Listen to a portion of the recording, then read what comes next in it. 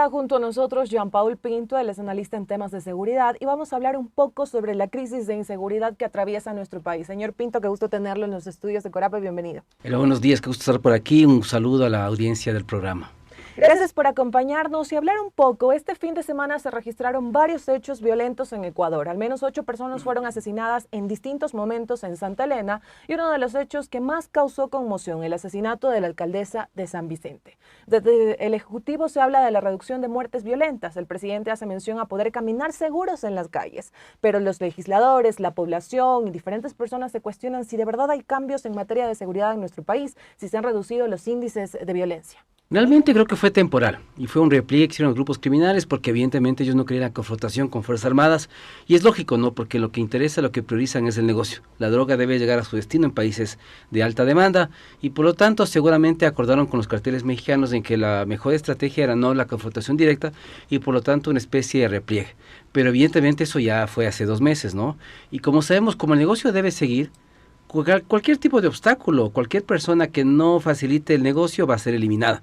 Entonces seguramente lo que vemos ahorita es un incremento de la violencia debido evidentemente a una nueva lucha de territorios, a cierta gente que tal vez no se pliega a cierto grupo criminal en ciertas zonas. Entonces lo que hay que tener claro es que si pensamos que eso había acabado y que el negocio ya no estaba ahí, era una ilusión, era básicamente un tema temporal y actualmente lo que vemos es que va a haber un repunte seguramente de la criminalidad en las zonas más violentas del país. ¿Y qué hacer para que esto no sea temporal, sino es que sea de largo, que esta calma todos las podamos ver reflejadas? Porque mucho se habla de que lo que tiene el presidente Daniel Noboa es una percepción de aparente seguridad. Claro, lo que hemos hecho es, hemos perdido el tiempo en lo que debíamos de invertir, porque lo que nos hemos confiado es como había un conflicto interno armado, le hemos dado la potestad a Fuerzas Armadas de que puede intervenir, pero ellos no pueden estar para siempre. Entonces realmente ahora es el momento en el cual tenemos que fortalecer el tema de gas y también el tema del sector privado. Sí, yo te comento, actualmente estoy trabajando en el plan de seguridad de la Cámara de Comercio de Quito y un rol fundamental que le estamos dando a la seguridad es al sector privado. Todas las contribuciones que pueden hacer ellos para el mejoramiento de la seguridad, porque la seguridad no pasa por un tema de militarización, no pasa por un tema de tener más policías, no pasa por un tema de tener penas mucho más graves, pasa por otros temas integrales. Entonces mira que desde el gobierno tampoco hay una mirada integral de la seguridad, porque de mano del Ministerio del Interior debería trabajar el Ministerio de Educación, el Ministerio de Economía, de Producción, otros ministerios, el de Cultura, pero vemos que no hay esa mirada, no tenemos una mirada integral de la seguridad, una mirada sistémica y pensamos que simplemente con militarizar la seguridad vamos a resolver todo y nos damos cuenta que es falso, porque a pesar de que los militares están ahí, las muertes violentas han aumentado y lo que hay que tener claro es que los militares no están preparados para las vacunas, las destrucciones, los secuestros, ellos no tienen equipos tácticos para eso, tienen la policía. Por lo tanto, mientras están los militares, hay que fortalecer a la policía en los delitos que sí tienen competencia. Y hace unos días el presidente Daniel Noboa cumplió sus primeros 100 días de gestión. En temas de seguridad, ¿cuál es el balance que usted ha hecho y cuáles se podría decir fueron esos errores y esos aciertos que él que realizó? Y los errores, básicamente el tema del nombramiento tardío de varias autoridades importantes. Inteligencia no tenía director, el SNAI tampoco tenía director, no seguimos sin ministro del Interior. Yo te diría que lastimosamente la falta de experiencia y de cuadros en el tema de seguridad nos ha pasado factura, ¿no? Y lo otro es pensar ilusoriamente que porque tenemos militares esto va a mejorar de forma permanente. Lo que hemos visto y estamos viendo actualmente es que no es la solución. Fue una solución y una mejora temporal.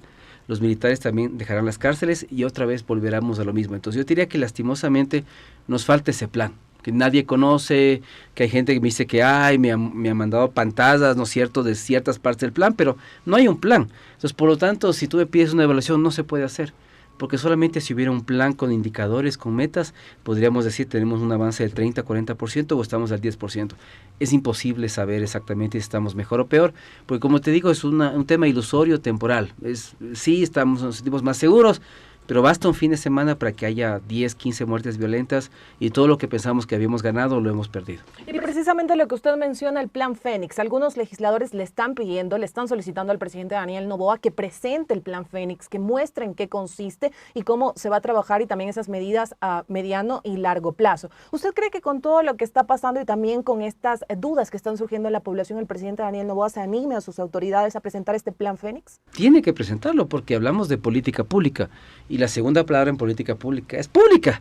Entonces, un plan puede tener sus partes reservadas, los planes de inteligencia tienen una connotación de reservado, pero algunas de sus partes pueden ser públicas. Y míralo, sobre todo en los temas de evaluación que podemos hacer, la gente que hacemos opinión pública, o la gente en los observatorios, en las universidades, etcétera, necesitamos realmente un documento sobre el cual veamos qué es lo que se quiere hacer, cuánto se ha avanzado, qué es lo que se ha hecho, qué es lo que no se ha hecho, pero mientras no haya un documento digital o físico, es imposible que podamos decir si este gobierno ha hecho lo que iba a hacer o no. Simplemente lo que tenemos son anuncios, estrategias puntuales, la militarización, el decreto de conflicto interno armado, pero no vemos una estrategia global, integral, multidisciplinaria de la seguridad, y eso es un error. Por eso es que esto no mejora de forma permanente, porque no hay una mirada integral, y pensábamos que con los militares todo se iba a resolver, pero nos damos cuenta que tampoco fue la solución. Seguimos en esta entrevista para los medios comunitarios de Corape con Jean-Paul Pinto. Él es analista en temas de seguridad, y también consultarle. Hace algún tiempo tenía algunas conversaciones con expertos en seguridad, y ellos también señalaban de que básicamente el discurso del presidente Daniel Noboa se ha regido y ha circulado en este tema de seguridad, y eso es lo que también ha calado en la mente de las personas. ¿Qué tan riesgoso también es que este discurso de seguridad sea manejado durante todo este tiempo por el presidente Daniel Noboa? Y lo que usted ha señalado, no todo se basa en militares, pero la población de cierta manera ve de manera positiva el que los militares estén en las calles. Tampoco estamos pensando más allá. Lo que pasa es que lo que la población se va a dar cuenta dentro de poco, y se está dando cuenta ahorita, es que los militares tampoco son la solución. ¿Por qué? Porque las extorsiones han subido, los secuestros han aumentado, porque como yo señalo, esos no son delitos que combaten los militares. Los militares no están para ese tipo de delitos, para eso está la policía. Entonces nos damos cuenta, y sobre todo los delincuentes se han dado cuenta de que como los militares están en el tema de narcotráfico y otro tipo de delitos, ellos se han especializado y están dándole más fuerza a los delitos en los cuales los militares no entran, que son delitos que están a cargo de la policía. Entonces ellos han sido estratégicos en ese sentido, entonces han dejado un poco cierto tipo de delitos donde estaban siendo atacados, y se focalizan en delitos más rentables, donde los militares no actúan, y por eso vemos un incremento de eso en muchas ciudades, ¿no? Entonces la población se va a dar cuenta de que realmente esa es tampoco la solución. Los militares están cumpliendo su misión en las cárceles, sobre todo porque no teníamos opción. Pero como digo, la solución es fortalecer a los entes que son encargados de eso. Entonces, si les vamos a dejar a los militares 6 meses más, implica que durante esos 6 meses vamos a hacer un plan de reestructura del SNAI. Hemos perdido 2 meses que deberíamos ya tener ese plan.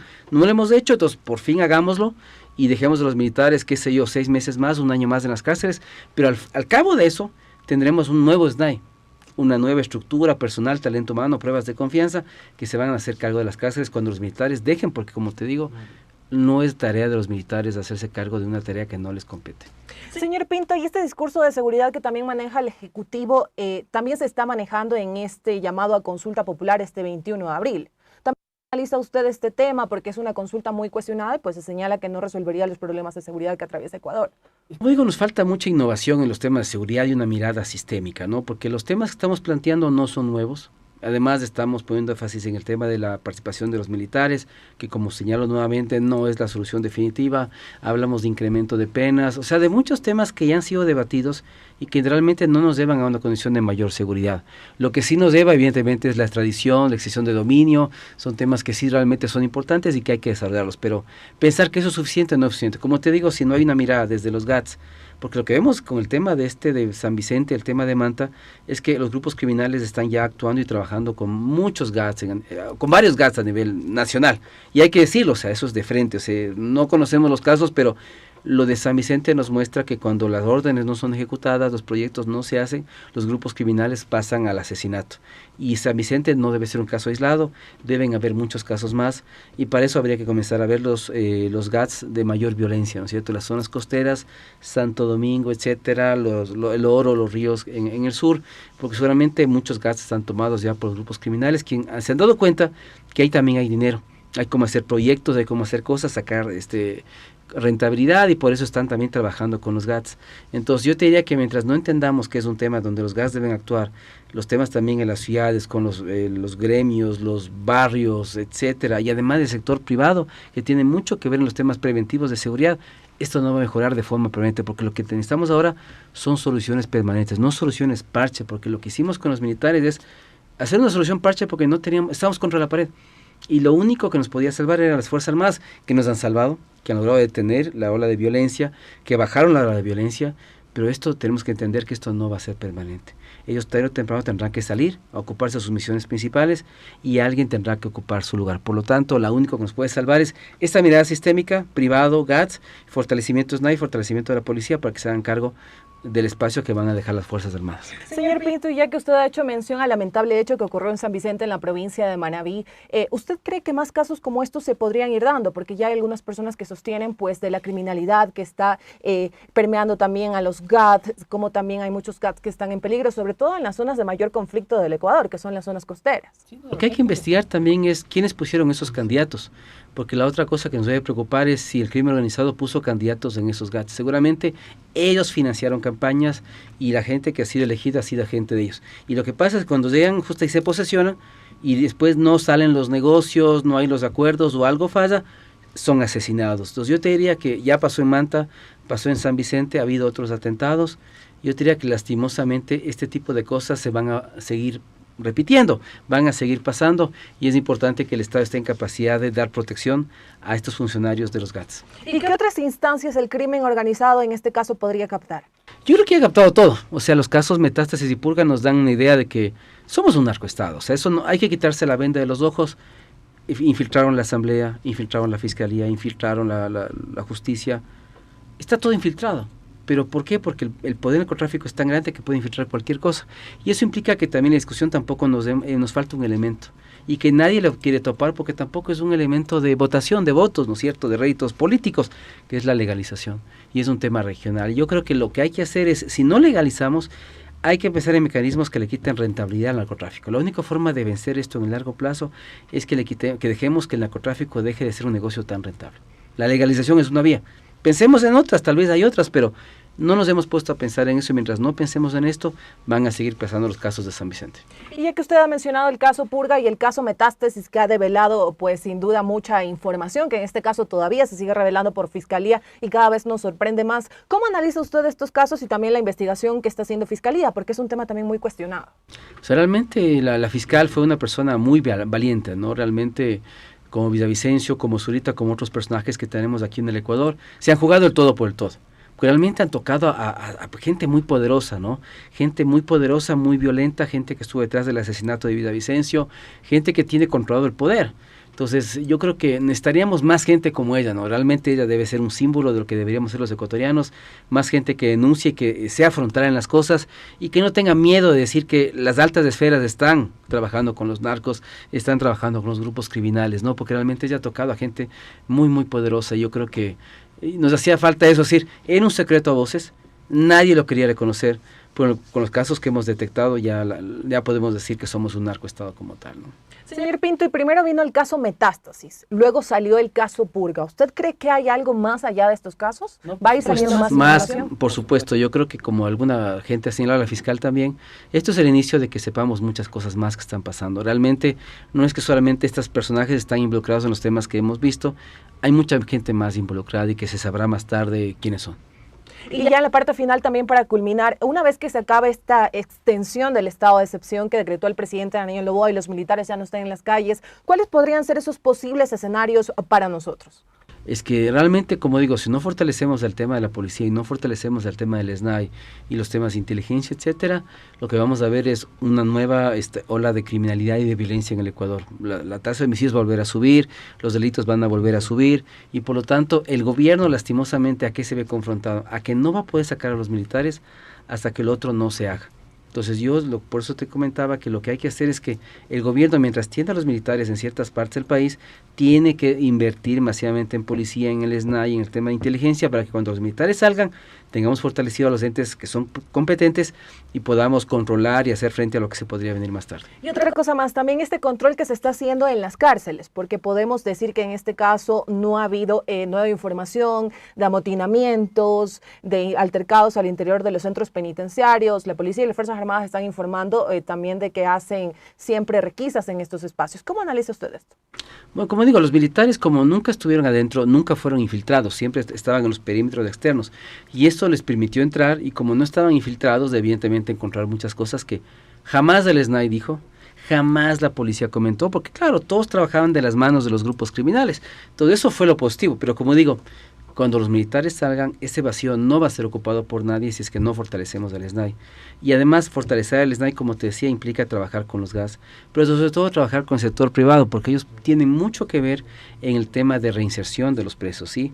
Hay un indicador de responsabilidad social empresarial que dice las empresas, número de expresidiarios contratados.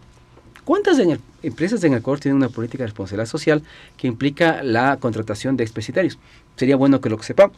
Por eso te digo que una medida en las cárceles implica la participación de muchos actores, no públicos, actores privados y actores también municipales.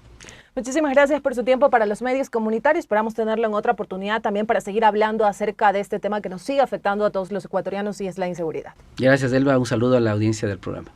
Amigos y amigas de los medios comunitarios de Corape, nos vamos a una pausa. Esta fue la entrevista del día, pero ya regresamos con ustedes.